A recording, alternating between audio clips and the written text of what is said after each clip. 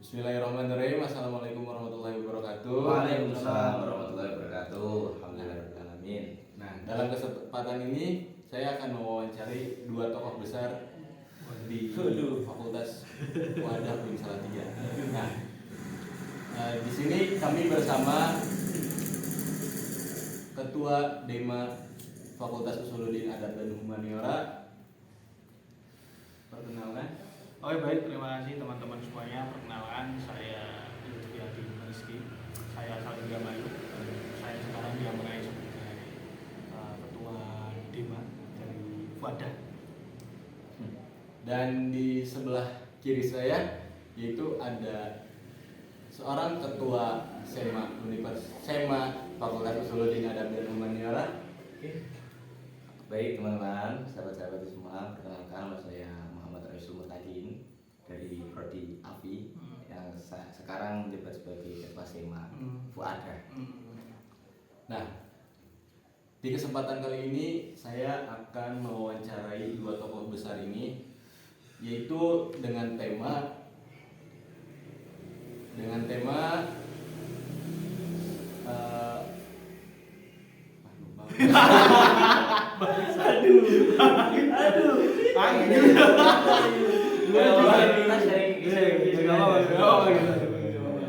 apa namanya? Tambang. Apa ini? Jadi Katanya tadi tambang. apa? Tambang dan ormas keagamaan. Nah, Oke. ormas keagamaan lebih memilih tambang atau umat. Oh, gitu ya. Nah, kan dalam akhir-akhir ini itu Mas, 2 minggu yang lalu itu sempat booming dan viral itu masalah tentang peraturan pemerintah nomor 25 tahun 2024 ini yang tentang mineral itu, mineral dan batu bara. Nah, jadi ada beberapa tempat tambang yang yang terbengkalai, tidak dipakai. Nah, itu jadi melalui peraturan pemerintah itu memerintah untuk ormas keagamaan ini mengambil alih. Itu bukan mengambil alih gitu. Nepotisme. Baru yang kurang tahu gitu nanti. Nah, menurut bapak ini bagaimana? Bapak gitu. Bapak gitu. Om dan boleh Dari Mas Lutfi. Oke, siap. Mengenai kaitannya ormas keagamaan dengan tambang itu untuk kemaslahatan ataupun memang kemaslahatan tambangnya ataupun kemaslahatan umat ya. Kalau melihat dari sudut pandang ormasnya ya, terkhusus misalkan ormas yang mengambil jatah ataupun bukan mengambil jatah istilahnya, ini terlalu serem kalau mengambil jatah. Berarti ada kong kali kong antara di atas sama ormas agama. Tapi menyiapkan perizinan karena perizinan tambang ini kan sudah diizinkan oleh presiden ya selaku kepala negara. Nah, kalau dilihat dari sudut pandang ormas yang sudah menyiapkan perizinan itu ya mau nggak mau ya mestilah itu untuk kemaslahatan umat gitu. Karena apa untuk kemaslahatan umat? Dilihat ormas keagamaan itu dekat dengan masyarakat. Ketika misalkan ada bencana, ketika ada permasalahan-permasalahan umat, bentrokan antara umat, bentrokan antara sosial suku, itu ormas keagamaan yang turun tangan ke masyarakat tersebut. Sehingga mau nggak mau, kalau ditanya seperti itu, kemaslahatan organisasi atau kemaslahatan umat, ya mesti dari sudut pandang ormas ya kemaslahatan umat. Karena latar belakang mengambil itu juga untuk kemaslahatan umat, mengambil perizinan tambang atau mengambil jatah tambang itu untuk kemaslahatan umat. Tapi kalau misalkan dilihat dari sudut pandang yang lain, ini juga bakal berpotensi menjadikan suatu konflik terhadap masyarakat tersebut. Karena apa? Yang pertama, kalau menilai mengenai perizinan kan di situ kan sudah ada kategori perizinan ormas keagamaan, bukan ormas sosial ataupun ormas kemasyarakatan. Sehingga ini bakal menjadi konflik nantinya, bakal menjadi konflik berkepanjangan itu. Entah itu nanti 3 tahun ke depan ataupun 4 tahun ke depan. Misalkan kalau ormas keagamaan itu mengambil jatah semua gitu. Khawatirnya itu menjadi konflik ormas keagamaan dengan ormas kemasyarakatan gitu loh. Bukan menjadi kemaslahatan, malah menjadi kemudorotan kan gitu. Kalau misalnya dilihat dari sisi sosialnya, berpotensi.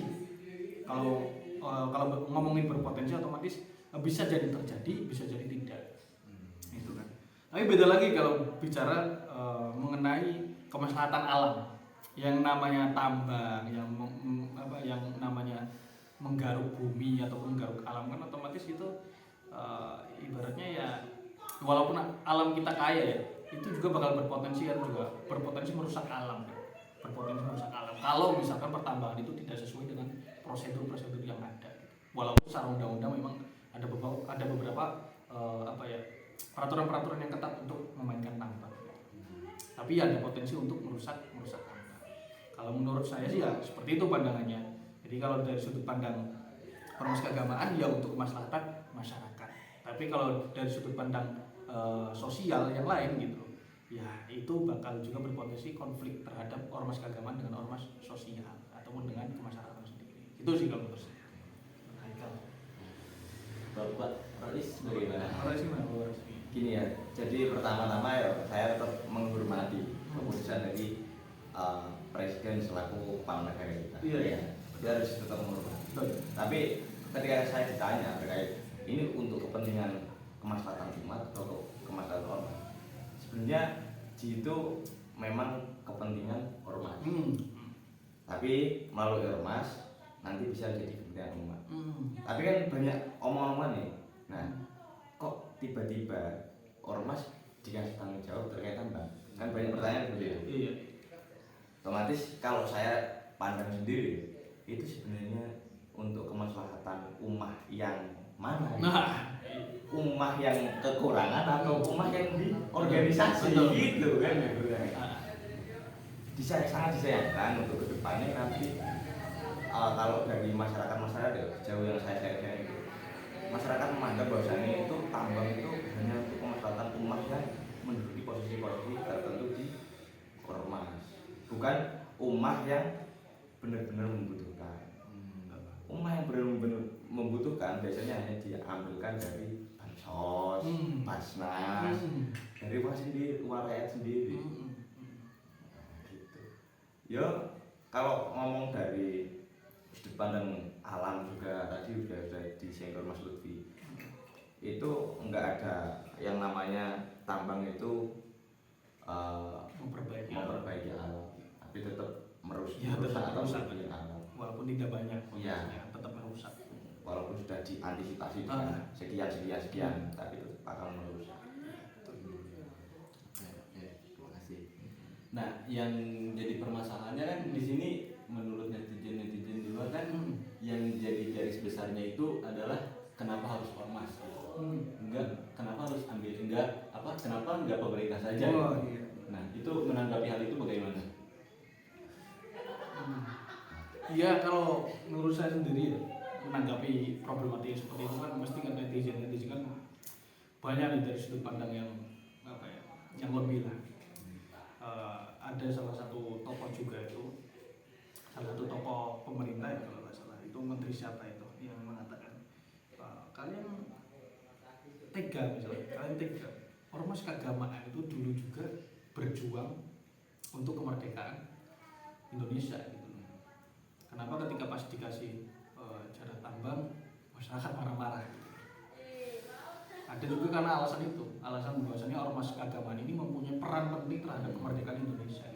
Jadi sah-sah saja, misalnya, mungkin sah-sah saja pada pemerintah ketika pemerintah itu mengasih perizinan tambang terhadap ormas masyarakat, ormas keagamaan. Di sisi lain ormas keagamaan itu adalah menjadi benteng terhadap ya konflik-konflik masyarakat ataupun tentang kemaslahatan masyarakat. Menurut saya sih ya kayaknya ya dari sudut pandangnya seperti itu. Gitu. Mesti ada hal-hal yang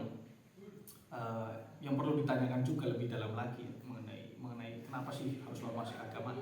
Yaitu salah satunya ormas keagamaan mempunyai peranan besar peranan penting terhadap negara Kesatuan Republik Indonesia dan dekat dengan masyarakat. Tapi yang nggak tahu ini kan tadi kan seperti disebut juga masyarakat yang mana dulu ya. Kalau masyarakat yang dalam organisasi kan beda lagi. Namanya ada organisasi kelompok kan, masyarakatan. Yang namanya masyarakat kan banyak gitu. Itu sih kalau menurut saya sih ya. Tapi nggak tahu sih kalau menurut Rais gimana kalau Gini sih, Bu. Jadi kalau menurut saya lebih ke netizennya. Ya. Jadi saya juga mempertanyakan kenapa harus ormas yang dikasih tambang? Iya. Kenapa bukan badan apa dari pemerintahnya sudah memang di bidangnya itu, malah ormas yang harusnya dia itu lebih menekankan kepada keilmuan, terus ke masyarakatan, malah dikasih tugas untuk mengurusi kemudaratan. Nah kan gitu bahasanya. Nah, kalau kita ngomong dengan alasan bahwasannya kita sudah dulu ormas berperan dalam kemerdekaan. Emang yang berperan dalam kemerdekaan, yang paling berperan dalam kemerdekaan itu siapa sih? Kenapa nggak tentara aja suruh ngurus tambang? Iya. Kenapa harus ormas itu? Bukannya kita mungkin agak salah tempat sih. Harusnya ormas itu dikasih bukan ditambang tapi suruh ngelola pendidikan yang lebih bagus lah, dikasih rumah sakit yang lebih bagus lah atau apa yang lebih bagus, itu malah lebih bagus bro, ketimbang dia dikasih tambang, mengelola tambang malah itu banyak kemunduran. Nah, bahwasanya pada sampai saat ini ada salah satu ormas yang sudah mengajukan administrasi. Jadi dalam surat perizinan itu hanya satu ormas yang sudah masuk surat perizinannya. Nah, ormas salah satu ini adalah organisasi NU yang kita tahu organisasi ormas terbesar di Indonesia. Nah, untuk hal ini kan ormas keagamaan itu terlebih kan berbeda visi dan misi dong. Berbeda visi dan misi yang dimana itu keilmuan dan tambang buat apa gitu? Apakah nanti menjadi beralih gitu ormas keagamaan jadi ormas bisnis gitu? Apa gimana? Gimana? Delalai Apa itu dilalai? iya Ya itu. delalah untung tadi saya sebelum podcast ini saya itu dikasih lihat sama Bung Hedi, teman saya itu. Dia ngasih lihat, ini ada ormas lagi nih yang belum masih yang tauhid.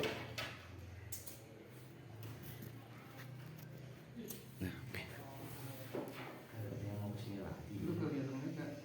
Ya kan?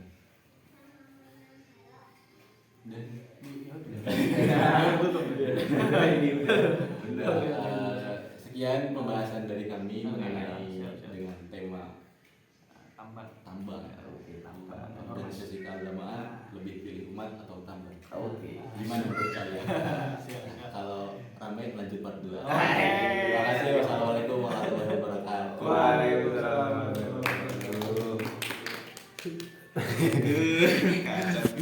Allah.